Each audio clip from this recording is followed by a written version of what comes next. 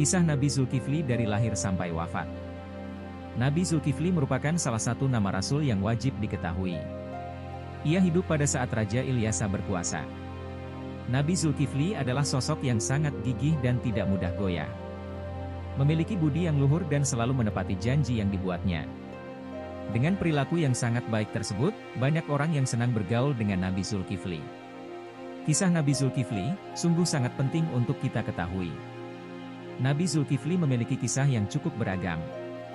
Ia pun pernah diangkat menjadi raja yang menggantikan Nabi Ilyasa. Ia pun hidup dengan dipenuhi kesederhanaan dan juga kesabaran di dalam menghadapi apapun. Banyak hal yang pernah dialami oleh Nabi mulia ini selama hidupnya. Dan berikut adalah beberapa kisah Nabi Zulkifli yang bisa dijadikan sebagai keteladanan sekalian umat. Kisah Nabi Zulkifli saat kelahiran dan wafatnya. Nabi Zulkifli merupakan anak dari salah seorang nabi yang bernama Ayub, dengan seorang perempuan yang bernama Rahmah. Diangkatnya Nabi Zulkifli sebagai rasul sesudah ayahnya diangkat. Artinya, Zulkifli adalah cucu dari Nabi Ibrahim. Dari sini dapat dipahami bahwa Nabi Zulkifli adalah keturunan dari para nabi yang menjadi utusan Allah. Di dalam kisah Nabi Zulkifli, ia diutus oleh Allah kepada suatu kaum bernama Amoria di daerah Damaskus. Kemudian pada 1460 sebelum Masehi, ia diangkat menjadi rasul. Sehingga, sejak saat itu ia mengajarkan kepada sekalian umat untuk bertauhid kepada Allah dan berhenti menyembah berhala. Ia juga mengajarkan kepada manusia untuk membayar zakat dan taat beribadah. Dikisahkan pada Nabi Zulkifli memiliki 2 orang anak. Pada suatu masa, rumah Nabi Ayub pernah mengalami runtuh. Hal itu menewaskan semua anaknya. Akan tetapi, ada satu anak bernama Bashar yang berhasil selamat. Bashar sendiri maknanya adalah orang yang memiliki kesabaran. Sejak kecil, Nabi Zulkifli diajarkan berbagai sifat yang mulia. Khususnya kesabaran dirinya. Hingga, ia sangat terkenal sebagai sosok yang sabar, teguh dan gigih dan segala hal. Perjalanan hidup yang diceritakan pada kisah Nabi Zulkifli cukup panjang dan mengesankan. Di antaranya adalah ketika ia dinobatkan sebagai raja. Ia mampu membawa rakyat menuju kemakmuran hingga akhir hayatnya. Nabi Zulkifli wafat di usianya yang ke-75 tahun. Meskipun ada versi lain yang menyebutkan 95 tahun. Ia kemudian dimakamkan di Kafel yang terletak 130 km dari Baghdad atau yang sekarang dikenal dengan Irak. Meski demikian, ada yang berpendapat bahwa makam Nabi Zulkifli juga terdapat di Palestina dan juga Suriah. Tepatnya, ada di daerah Kifl yang merupakan suatu kota kecil dengan jumlah penduduk yang tidak begitu banyak. Letak kota ini ada di bagian selatan Baghdad tepi sungai Eufrat. Hingga hari ini, kawasan tersebut sangat istimewa tidak hanya bagi umat Islam, namun juga umat Yahudi. Nabi Zulkifli memenangkan sayembara menjadi raja. Raja Ilyasa adalah sosok raja yang tidak memiliki keturunan. Sehingga, figur yang akan menggantikannya menjadi raja bukanlah keturunannya. Karena itu, pada suatu ketika raja mengadakan sebuah sayembara untuk mencari penggantinya kelak. Mengingat usianya yang sudah semakin tua. Ia berharap, tahta kerajaan setelah ia wafat nanti akan dipegang oleh orang yang tepat dan terbaik. Raja Ilyasa, di dalam kisah Nabi Zulkifli, kebetulan adalah orang yang sangat memperhatikan kesejahteraan dan juga kemakmuran negerinya. Sehingga, semua rakyatnya pun bisa mencalonkan diri menjadi raja. Asalkan sesuai dengan syarat yang diajukan. Akhirnya, Raja Ilyasa membuat kriteria dan syarat khusus bagi siapapun rakyatnya yang mampu memenuhi syarat tersebut. Jika setuju dengan syaratnya, maka akan menggantikannya. Adapun syarat yang diberikan oleh Raja Ilyasa adalah siapapun calon penggantinya sebagai raja. Maka ia adalah orang yang sanggup untuk berpuasa saat siang hari kemudian melakukan ibadah saat malam hari. Kabar mengenai sayembara beserta syaratnya ini akhirnya menyebar ke semua penjuru negeri. Akhirnya, segenap rakyat berbondong-bondong menuju ke istana. Semua orang berkumpul menjadi satu, mulai dari kalangan pejabat hingga rakyat jelata. Selain itu, sayembara ini juga dihadiri oleh para pemuka suku. Sementara Nabi Zulkifli pun tidak ketinggalan untuk ikut serta. Raja pun akhirnya menyapa rakyatnya yang berada di halaman depan istana. Kedatangan raja disambut oleh sekalian rakyat dengan sukacita. Sesudah raja menyapa dan memberikan bocoran tentang syarat yang diajukan, tidak ada satupun rakyatnya yang bersedia mengangkat tangan mereka. Salah satu alasannya adalah karena syarat yang ditawarkan oleh sang raja terbilang sangat berat. Tujuan dari raja memberikan syarat yang demikian adalah agar yang menggantikan kekuasaannya kelak bukanlah sosok yang sembarangan. Setelah diam beberapa saat, akhirnya sosok lelaki yang terletak di bagian tengah kerumunan masyarakat mengangkat tangan. Hal ini serentak membuat rakyat merasa heran. Dan ternyata sosok pemuda tersebut adalah Nabi Zulkifli. Ia pun bersuara dengan sangat lantang di tengah-tengah kerumunan, bahwa ia sanggup untuk memenuhi syarat yang diajukan oleh raja. Karena Nabi Zulkifli saat ini terbilang masih sangat muda, rakyat merasa bahwa Nabi main-main dengan perkataannya. Namun, ia pun berusaha sepenuh hati meyakinkan sang raja. Raja yang awalnya merasa ragu dan khawatir, pada akhirnya menjadi percaya dan bersedia menerima Nabi Zulkifli sebagai penggantinya. Raja hanya menaruh kepercayaan bahwa anak muda bernama Zulkifli tersebut akan mampu membawa sekalian rakyat kepada kesejahteraan dan kemakmuran. Ia pun akan berhasil menjadi seorang raja yang adil dan bijaksana. Kisah Nabi Zulkifli ini pun menjadi kisah yang sangat penting bagi pembelajaran kehidupan. Nabi Zulkifli dan pemberontakan kaumnya. Di dalam Al-Quran, kisah Nabi Zulkifli menceritakan bagaimana sifat beliau. Saat menjadi raja, Nabi Zulkifli tidaklah selalu hidup bahagia dan sejahtera. Ia juga pernah mengalami cobaan dari Allah. Salah satunya adalah cobaan yang berasal dari kaum atau rakyatnya. Di mana, beberapa orang kaum mencoba menentang kekuasaan Nabi Zulkifli bahkan berniat untuk memporak-porandakan kerajaan tersebut. Dengan demikian, sudah pasti berharap Nabi Zulkifli turun dari jabatannya sebagai raja.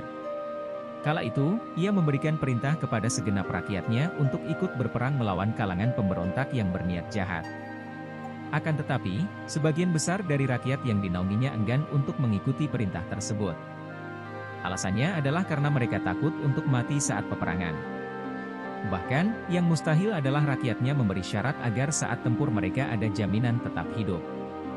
Di dalam kondisi yang sedemikian rumit, akhirnya Nabi Zulkifli pun memohon pertolongan kepada Allah atas ujian yang menimpa negerinya. Ia berdoa agar segenap kaumnya diberi keselamatan saat melawan para pemberontak. Doa tersebut akhirnya dikabulkan oleh Allah. Bahkan, diabadikan sebagai salah satu mukjizat yang diberikan oleh Allah kepada Nabi Zulkifli. Akhirnya, pertempuran yang cukup menegangkan tersebut berlangsung beberapa saat. Pasukan yang ada pada pihak Nabi Zulkifli terdiri dari para pasukan rakyat jelata. Meskipun demikian, ternyata kemenangan diraih oleh pasukan dari Nabi Zulkifli. Dan anehnya, semua pasukan rakyat Nabi Zulkifli selamat dan tidak ada satupun anggota pasukan yang gugur di dalam pertempuran. Sejak saat itu, kondisi kerajaan Nabi Zulkifli merasa sangat tentram dan bahagia. Terlebih dipimpin oleh seorang pemimpin yang adil dan bijaksana seperti Nabi Zulkifli. Saat Nabi Zulkifli digoda setan. Kisah Nabi Zulkifli berikutnya adalah ketika Nabi Zulkifli digoda oleh setan. Di suatu hari, kebetulan Nabi sedang sibuk mengurusi rakyatnya. Sementara waktunya untuk tidur harus dipakai untuk melakukan ibadah kepada Allah. Hal ini membuatnya merasa amat lelah dan capek. Tepat pada kesempatan tersebut, iblis pun memberi perintah kepada para pasukannya untuk menggoda Nabi Zulkifli yang sedang kelelahan. Kebetulan, segerombolan setan yang diperintah oleh iblis untuk mengganggu Nabi Zulkifli tersebut datang ke kerajaannya dengan menyamar sebagai lelaki jelata. Tujuan kedatangan tersebut tidak lain adalah untuk memohon adanya keadilan hukum kepada sang raja. Saat itu, para pengawal istana sesungguhnya sudah memberitahukan bahwa raja tengah istirahat. Namun, mereka tetap memaksakan untuk menemui raja. Sesudah mendengar hal itu, Nabi Zulkifli pun meminta kepada salah seorang rekannya untuk datang ke ruang pengadilan, untuk menemui segerombolan setan berwujud manusia. Beberapa saat setelah istirahat sebentar, Nabi Zulkifli pun datang ke ruang pengadilan. Namun, ketika sudah sampai di ruang pengadilan istana, segerombolan setan tidak ada di sana. Beberapa saat ditunggu juga tidak datang juga. Kejadian yang serupa akhirnya terulang ketika esok hari. Namun, karena merupakan sosok yang gigih dan sabar, Nabi Zulkifli sama sekali tidak merasa terpancing amarahnya. Ia benar-benar bisa mengendalikan amarahnya. Melihat hal ini, setan masih saja belum menyerah dan tetap ingin menggoda Nabi Zulkifli di esok hari.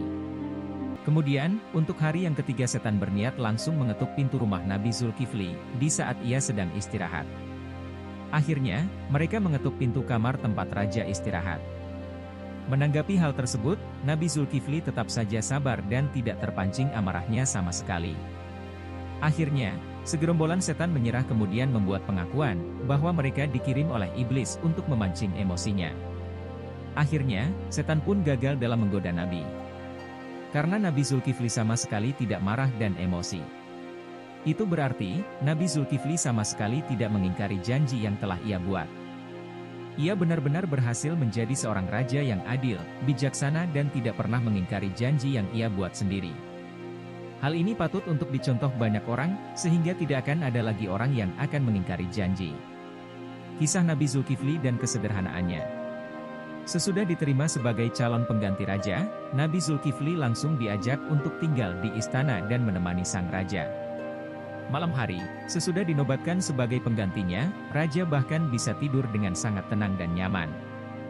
Ia bahagia, karena berhasil mendapatkan putra mahkota yang akan bertanggung jawab atas kerajaan dan istananya kelak. Hidup di istana, Nabi Zulkifli diberi fasilitas yang sangat mewah. Namun, berbagai permata, permadani, ranjang tidur yang sangat nyaman dan lain sebagainya sama sekali tidak membutakan hati Zulkifli. Ia bahkan gigih dan memilih menjadi diri sendiri dan apa adanya seperti yang sebelumnya. Hingga, saat ia dinobatkan sebagai raja, Zulkifli diberi pesan agar tetap menjalankan syaratnya menjadi raja. Akhirnya, raja pun wafat dan menyisakan duka yang sangat mendalam kepada kaumnya. Nabi Zulkifli pun memilih untuk bersumpah, akan menjaga amanat yang diberikan oleh raja kepadanya sampai ia wafat nanti. Semua orang berbondong-bondong mengantarkan sang raja kepada peristirahatan yang terakhir. Tidak lama kemudian, jabatan raja akhirnya diberikan kepada Nabi Zulkifli. Sesudah dilantik menjadi raja, rakyat memiliki harapan besar kepada Raja Zulkifli, agar ia mampu membawa rakyatnya menuju kepada kemakmuran dan kebahagiaan. Tak lama setelah itu, Nabi Zulkifli membagi jadwal, di mana ia harus melayani rakyat, berpuasa dan beribadah kepada Allah. Semua itu ia buat dengan sepenuh jiwa dan raga. Nabi Zulkifli pun mengabdi kepada rakyat tanpa kenal waktu sama sekali. Baik itu di pagi hari, siang ataupun malam hari. Semua keperluan yang berhubungan dengan rakyat benar-benar dipenuhi olehnya. Ia pun mampu mengatasi segala urusan dengan adil dan bijaksana. Dengan sikapnya yang demikian, tidak ada gejolak dan konflik baru sama sekali dari kalangan rakyat. Ia adalah raja yang menyamaratakan rakyatnya. Semua dikasihi dengan baik dan sabar. Bahkan, ketakwaannya semakin tinggi kepada Allah, sejak diangkat sebagai seorang raja. Karena itulah, ia sangat disegani dan dihormati oleh rakyatnya. Kisah Nabi Zulkifli sebagai raja yang adil. Kisah Nabi Zulkifli memang tidak banyak diceritakan di dalam Al-Quran, yang menjadi sumber paling utama bagi umat Islam. Namanya pun hanya disebutkan di 2 ayat saja. Pertama ada di surat Al-Anbiya ayat 85 dan kedua ada di surat Sya'ad ayat 48. Meski beberapa ulama masih berbeda pendapat terkait dengan status kenabian yang dimiliki oleh Nabi Zulkifli. Namun demikian, Nabi Zulkifli dikenal sebagai seorang raja yang memiliki sifat mulia. Sebagaimana pendapat dari Ibnu Jarir Al-Tabari yang memandang Zulkifli sebagai sosok figur yang baik hati. Senantiasa membela kebenaran dan sabar dalam menolong kaumnya. Akan tetapi, bagi Al-Tabari Zulkifli bukanlah seorang nabi. Sekalipun banyak mufasir lain yang menganggap bahwa ia adalah nabi. Karena ia adalah putra dari Nabi Ayub, maka banyak yang berpandangan bahwa ia mewarisi sifat-sifat yang dimiliki oleh ayahnya. Di antaranya adalah sifat adil, sabar serta memiliki suatu pendirian yang teguh. Sebagaimana yang diungkap di dalam Quran Surat Al-Anbiya yang menceritakan bahwa Ismail, Idris dan juga Zulkifli adalah sosok-sosok yang sabar. Karenanya, mereka mendapatkan rahmat. Sejak masa kecilnya, Zulkifli yang awalnya bernama Bashar sama sekali tidak perlu membohongi siapapun. Bahkan, semua janji yang dibuat selalu ditepati. Hingga, ia dikenal oleh masyarakat sebagai sosok yang mulia dan berakhlak baik. Hal itu lantaran ia tidak pernah berbuat buruk dan jahat kepada masyarakat.